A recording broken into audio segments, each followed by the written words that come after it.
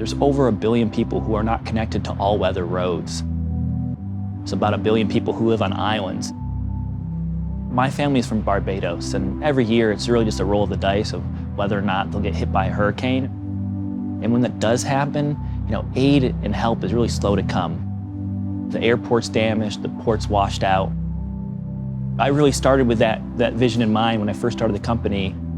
3 weeks later, Hurricane Maria had hit in Puerto Rico, and we said, hey, we can go out there and we can help.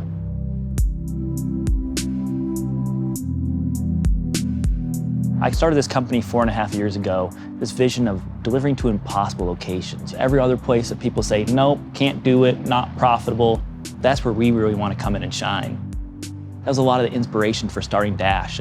If you can fly a plane over that location, you should be able to deliver to it by using airdrops as that method in between.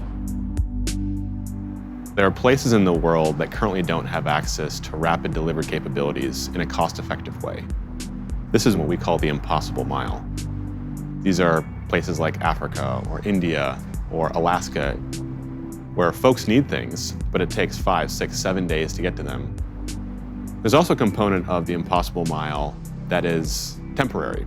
So think of natural disaster locations, think of war zones, think of other areas that normally would have access to these technologies, but for whatever reason can't.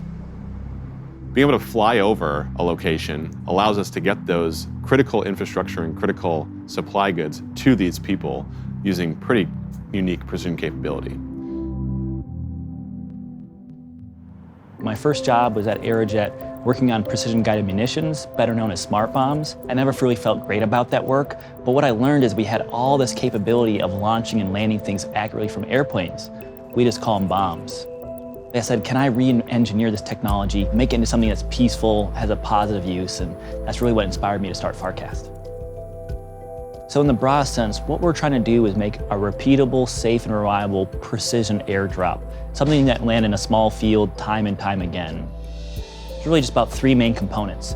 We make a software system the pilot uses that guides them to the right location in space.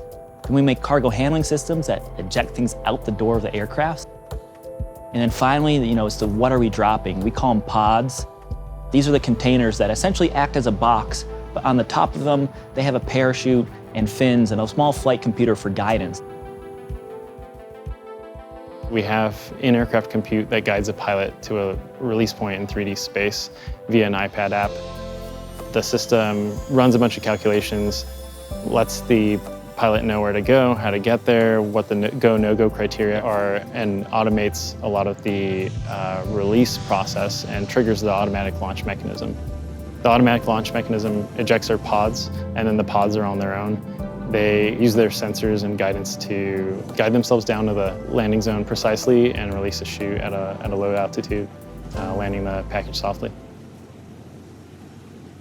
It's software, it's hardware, it's aviation operations, and it's putting all of those together into one cohesive platform. Essentially, we're building boxes that just fall from the sky. So we're not thinking outside of the box, we're thinking about a new box completely. What I'm working on now is ideating on the architecture and the short-term and long-term strategy for our technology. There are a lot of inefficiencies in the air freight process. Like a plane has to land at a hub airport, you have to truck goods out to all these distribution centers. Whereas what we could do is fly a plane in an optimized route. They can fly over all these points, release these pallet-sized pods, and they all land at these distribution centers without landing multiple times, without burning a ton of jet fuel taking off every time, without paying airport fees. 40% of fuel consumed by aircraft is usually consumed in that initial climb. You can save a lot of fuel, have a big environmental impact, and reduce the footprint on the global scale. There's a lot of creativity we can apply to making those processes and deliveries more efficient. Part of our system and our optimization algorithms actually crunches the delivery route based on cost and then CO2 emissions, time, all sorts of variables, and it's all configurable. I've always been interested in technology. I've always been building things since I was a kid. Throwing things out of a plane and making them land themselves. It's something that I could see my younger self just dreaming about working on. There's a big factor of this that allows us to help people. When disasters happen, we can actually, as a company, go out and personally assist in those humanitarian efforts. And that's, I think, something that everyone here is really excited about. I was intrigued by the opportunity to drop things out of airplanes on precise locations. I spent most of my career doing something similar with real weapons, but also saw the need to do this with packages. Aviation has always been in my blood, and I always wanted to fly. But I think as I grew and evolved, I realized that, flying is a means to an end. And inspiring people, building a mission, building a culture, using aviation is actually where I'm best suited.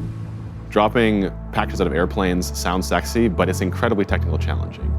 We need to push the envelope. We need to have new techniques and new ideas to test in the process. We also want to empower our workforce to add their insights and understandings to this technology and drive it forward. When I think about rapid deliveries across the whole globe, the impacts are huge. Being able to get in supplies in a few hours, whether it's fresh food and produce, or even things like medicine and vaccines. It's not just getting to the hard-to-reach locations, it's making all logistics more efficient. The end vision is really this becoming a common technology you see throughout the world. Having everyone have that same level of service you get in a major city, and what would they do if they had that type of capability? One day I think it should be boring, because you'll see it happen wherever you go.